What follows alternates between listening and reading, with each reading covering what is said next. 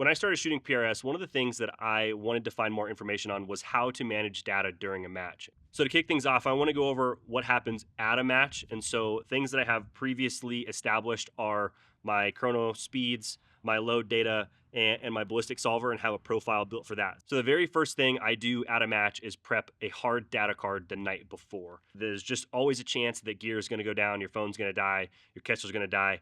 You never know what's going to happen. So I always like to have a hard data card. And what I like to do is I kind of look at my weather app and I look at the forecasted weather data for the match.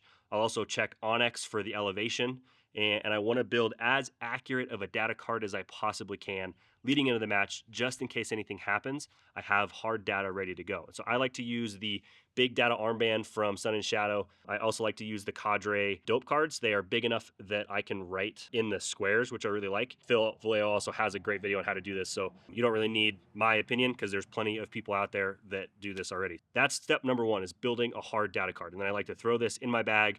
I don't usually put it on my arm because I have everything prepped and ready to go, but I always have one with me. Step number two is making sure all of my info that I'm putting into my solver and into my Kestrel is correct. I use the AB Quantum app. I've got a profile built out, and at the beginning of the day, I will check my chronograph speeds and make sure that everything is lining up with what I think it is going to do. That's step number two, is making sure everything is accurate, making sure my chronograph speeds are up to date, and then just making sure my Kestrel is set up and ready to go. So the next part is kind of pre-stage checklists as far as data is concerned. And so the first thing I like to do is every hour or so, I'll update the environmentals on my Kestrel. I don't leave them live, and I don't really pull my Kestrel out all that often. But the first thing I like to do every hour or so is just make sure my environmentals are reflected in the data that I'm using. And then the next step is writing a dope card for myself for the stage. So I use the Hawk Hill data board with my Badger C1 Max. So I have a little card that just sits right next to my turret on my optic. And that's how I reference data during the stage. So typically at a PRS match, you have known target distances and you have distances written on your stage brief. So assuming those are correct, if not, verify with your squad or with your own equipment and make sure everything is lining up. And then once you have known target distances, start to build out your dope card. So once I have my distances, I pull out my Kestrel and I get an idea of what the wind is doing. So this is about the only time that I'm really using a Kestrel during the match, and I am getting a wind reading from the Kestrel so that when I plug in my data into my ballistic solver, I have a first and second wind speed that I will also usually write down on my data card. So it's not crazy windy out here, but I'll get a rough idea of what the wind is doing. So I'm going to capture a little bit of wind here. It's not super windy out today, at least not right at this moment, so I don't have a great demonstration for you, but the first step is getting a wind reading from the Kestrel, getting a capture, and you'll get a wind speed 1 and wind speed 2. So the first wind speed is the average wind speed that it collects, and then the second wind speed is the highest number that it gave me. So I'm going to use just some random numbers when I write down my dope card so you can get an idea for what this would look like if you're at a gustier match and you have a little bit more wind as opposed to 3 miles an hour like I've got right now. So next step, after I have my wind and I have my distances, then I'm going to start plugging stuff into my AB Quantum app. And the first thing I'll do, I'm screen recording this so you guys can see as well, is I've got my profile set, I've got everything up to date, and then I will start plugging in one by one the target distances that I have laid out for me. So first target distance is 290 yards. I'm going to get a elevation hold, and then let's just say 5 miles an hour and 10 miles an hour. Is also going to give me a wind 1 and a wind 2 correction. With my first distance plugged in and my wind plugged in, I will start going through all of my targets and adding them to my data card. So the first thing I do is I write down my target distance. Second thing I like to do is write down the elevation hold. And then the first way I build my dope cards is I will write 2 columns for the 2 winds that I put into the solver. So right now that's going to be the 5 and 10, like I said. And then those are going to be, at least for this 290 yard target, is going to be 0.1 and 0.3. And then I will work my way down all the way through all of my distances and build out a card. So I'm going to do that real quick. Once I've finished adding all my data to the card, I'll show you guys what that looks like. And this is kind of the first style of setup that I like to do. I didn't used to put the target distances on the card, but when I was talking to Vallejo, one of the things he said is it's a nice visual reminder for your brain to remind yourself that you're shooting at a target that's farther away. And so kind of inherently builds in this need for a correction. So I didn't used to do that. I have since started doing that, and I will continue to do that. So I've got my target distance, I've got my elevation, my first wind hold, and my second wind hold.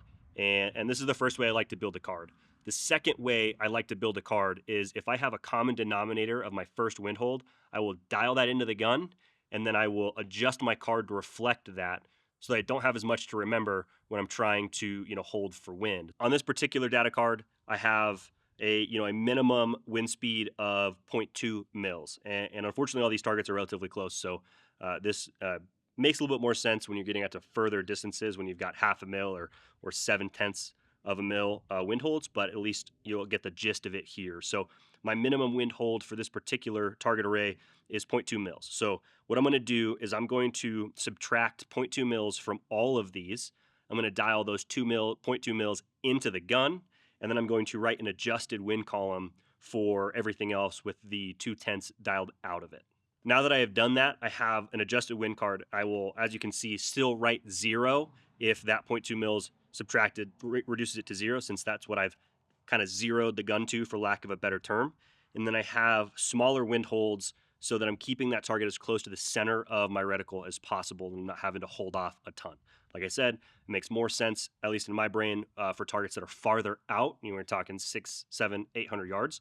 But this hopefully gives you an idea of what that could possibly look like, at least for this particular target array. So this makes a little bit more sense to my brain.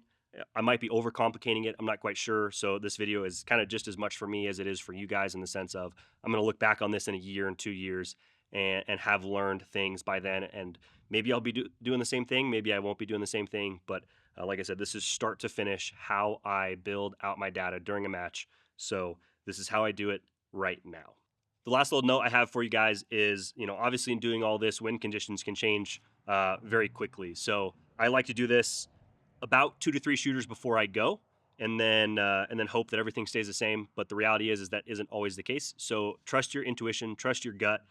If you need to make decisions on the fly, do that. Don't just be so glued to the data you prepped and refuse to believe that the wind is actually doing something different when you get up there and shoot. With the Kestrel, you're measuring the wind at your location, and so the wind can be very different. And so for me, it is mostly just a starting point to get an idea. And then I try to be as intuitive of a shooter as possible. So if I see something different when I'm starting to shoot, I will try to do my best to adjust to that on the fly and not be so glued to my data. So the next step is obviously just shooting. So I'm going to fire up the trigger cam and do a little run through of this course of fire. All right, and engage.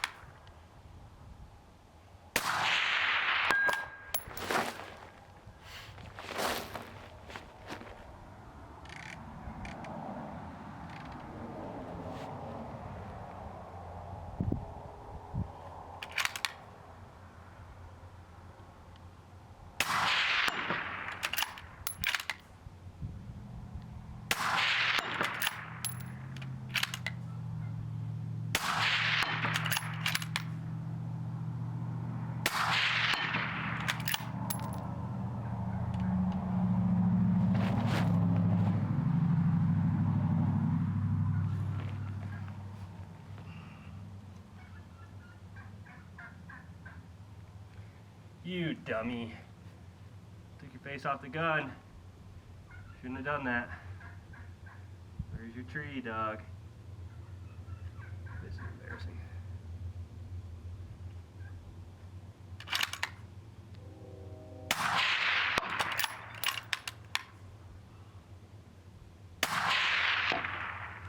And you missed like an idiot.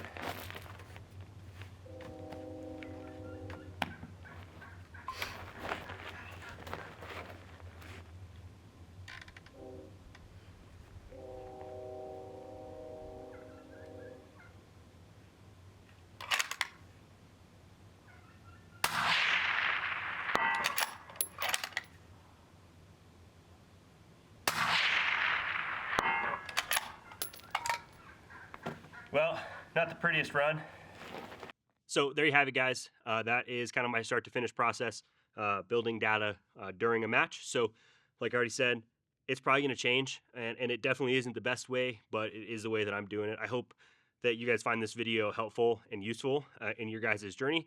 If you are, a brand new shooter and still trying to figure out what all this is, don't be afraid to talk to people at matches. They are going to be more than willing to help you learn and give you some insight into what they do. But at least for now, I hope this video at least sets you on the right path, at least gets you an idea of how to build data, what kind of equipment you might need, and what it looks like for you. So thank you guys for watching. As always, I want to be a good steward of your time, so you don't need to do anything else. You don't need to do any of the like or subscribe crap. I just am thankful that you're here, thankful that you made it this far in the video and are a part of my journey. So with that being said, thank you guys, and I will see you in the next video.